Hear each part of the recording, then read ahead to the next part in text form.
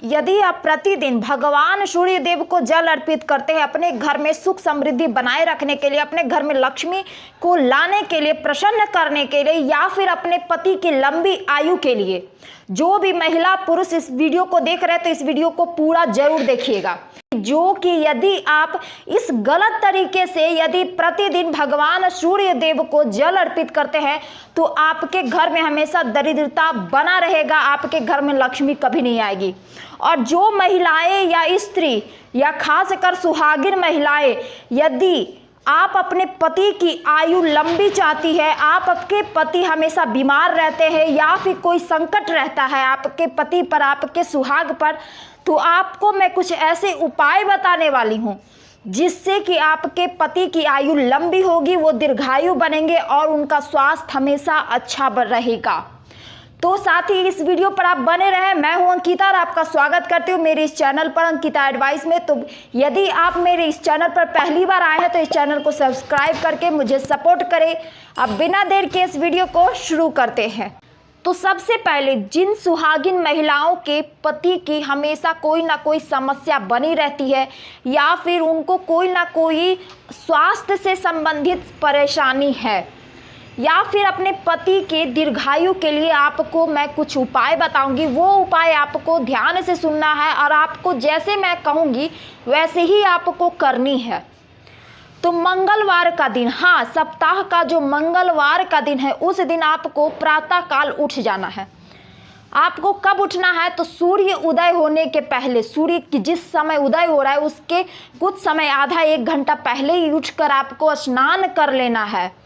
और फिर स्नान करके आपके घर में जो भी हनुमान जी का चित्र होगा, चाहे वो गदाधारी हो या फिर पंचमुखी हनुमान जी का हो या फिर वो पर्वत उठाए हुए हनुमान जी का चित्र हो या प्रतिमा हो, आपको उठकर सूर्य उदय होने से पहले, इस बात का ध्यान रखिएगा, सूर्य नहीं निकले रहना चाहिए, इस चीज़ का ध्यान दीजिएगा। अंधेरे में ही आपको हनुमान जी के सामने या फिर प्रतिमा के सामने आपको 4 धूप जलाना है और फिर सूर्य उदय होने का इंतजार करना है कि सूर्य जब निकल जाए उसके बाद आपको अपने मन में अपने पति की जो छवि है वह सोच लीजिएगा और वह सोचकर सूर्य उदय होते ही, सूर्य निकलते ही आपको 2 धूप सूर्य के सामने जलाना है और फिर घुमाना है। पर जब भी आप सूर्य के सामने धूप जला रही हो या घुमा रही हो उस समय आपके मन में आपके पति की छवि होनी चाहिए, वह सोच लीजिएगा। ऐसा करने से आपके पति की आयु बढ़ती है और जिस तरह से सूर्य का तेज रहता है, जिस तरह से सूर्य की चमक रहती है, उसी तरह से आपके पति का भी यश बढ़ेगा, उनका मान सम्मान में बढ़ोतरी होगा। अब अगली चीज हम बताते हैं जो अगला उपाय आप कर सकती हैं। मंगलवार के ही दिन आपको किसी भी निर्धन, जो गरीब सुहागिन स्त्री है, उसको श्रृंगार से संबंधित यदि आप चीज़ें देती हैं, दान करती हैं, जैसे चूड़ी हो गई, साड़ी हो गया, सिंदूर हो गया, यदि कुछ भी आप, एक बिंदी भी यदि किसी सुहागिन महिला को दान करती हैं मंगलवार के ही दिन, तो इससे आपके पति की आयु लंबी होती है, वो दीर्घायु होते हैं।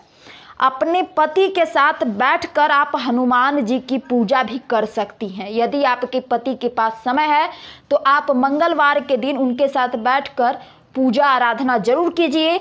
या फिर आपके पति हनुमान चालीसा का पाठ करते हैं तो आप भी नहा धोकर उनके साथ बैठ जाइए और उन जो भी पढ़ रहे हैं, वो पाठ कर रहे हैं, वो आप सुनिए। ऐसा करने से आपके पति की आयु लंबी होगी, आपके घर में कलेश नहीं होगा, साथ ही आपके और आपके पति दोनों के बीच में प्यार बढ़ेगा। जी हाँ, प्यार भी बढ़ता है, रिश्ते में विश्वास आता है, हर वो चीज़ आपके साथ होगी। तो इस चीज़ को भी आप जरूर कीजिएगा। और यदि आपसे हो सकता है तो आप मंगलवार के दिन हलवा, पूरी, सब्जी, कुछ भी आप मतलब घर पर अच्छा बनाकर दान के, मतलब किसी भी गरीब को दान करिए, खिलाइए। या फिर आपसे संभव हो तो, नहीं तो आप उस दिन कुछ भी अच्छा बनाइए और गौ माता को जरूर खिलाइएगा। इस चीज़ का आप ध्यान दीजिएगा। तो बजरंगबली आप दोनों को हमेशा निरोगी रखेंगे और सुखी भी रखेंगे। तो अब बढ़ते हैं अब टिप्स की ओर कि आपको कैसे सूर्य देव को जल अर्पित करना है और किस तरीके से करना है, कौन से मंत्र आपको बोलने हैं। महिला हो या पुरुष, वह प्रतिदिन स्नान करके अपने भगवान इष्ट देव की आराधना पूजा करता है, अपने घर में सुख शांति बनाए रखने के लिए, सुख समृद्धि के लिए। लेकिन हम जब भी अपने पूजनीय देवी देवताओं की पूजा आराधना करते तो हम या तो उनकी तस्वीर या फिर उनकी प्रतिमा की ही पूजा करते हैं, हम उनको साक्षात नहीं देख पाते हैं। लेकिन सूर्य देव ही एक ऐसे मात्र देवता है जिनको हम साक्षात देख सकते हैं, वो साक्षात दिखाई देने वाले देवता हैं। तो अब हम आपको बताते हैं कि सबसे पहली टिप्स कि जो आपको प्रतिदिन यदि आप सूर्य देव को जल अर्पित करते तो आपको किस तरह से करनी चाहिए। तो रोजाना प्रातः काल स्नान करने के बाद आपको तांबे के लोटे में जल ले लेना है। उसमें आपको क्या क्या चीजें डालनी है। सबसे पहले लाल चंदन और लाल फूल या पुष्प या फिर आपके घर में जो भी पुष्प है वह अपने जल में जरूर डालिएगा उस लोटे में। और आप पूर्व दिशा की ओर मुख करके आपको सूर्य देव को जल अर्पित करना है। आप एक चीज और जान लीजिए कि आप कभी भी सूर्य देव को जल अर्पित करते तो वह उगते हुए सूर्य को आप कोशिश करें कि उगते हुए सूर्य देव को ही जल अर्पित करें। ऐसा कहा जाता है और माना भी जाता है कि यदि आप उगते हुए सूर्य को जल अर्पित करते हैं तो उससे आपके जो भाग्य है वो उदय होता है, सूर्य के समान आपका भाग्य उदय होता है। दूसरी टिप्स कि कभी भी आप सूर्य देव को जब जल अर्पित करते हैं तो आपको चुप नहीं रहना है, आपको मंत्र का जाप करते हुए ही जल अर्पित करना है। आपको कौन से मंत्र बोलने हैं यह आपको मैं बता दे रही हूँ। आपको 3 मंत्र बताऊंगी, आप तीनों में से कोई एक मंत्र बोलते हुए सूर्य देव को जल अर्पित कीजिएगा प्रतिदिन।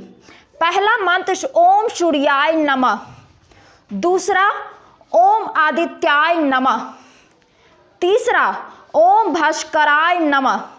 ये 3 मंत्र हैं। यदि आप इस 3 मंत्रों को में से कोई एक मंत्र का उच्चारण करते हुए सूर्य देव को जल अर्पित करते हैं तो इससे आपके अंदर बल और पराक्रम की वृद्धि होती है। तीसरा टिप्स जो कि आपको करना है, आपके घर में कोई कितना भी बीमार क्यों ना हो, कोई किसी को क्यों ना कितना भी गंभीर बीमारी क्यों ना हो, या फिर आप एक स्वस्थ इंसान है, आप महिला हो या पुरुष हो, आप ऑफिस जाते हैं या जाते हैं, तो आप घर से बाहर निकलने से पहले, ऑफिस जाते समय या घर से कोई भी छोटा मोटा जो काम है आपका वो करने से पहले आप जब भी घर से बाहर निकलते हैं तो आप सबसे पहले सूर्य देव को प्रणाम करके ही आप घर से बाहर निकलिए।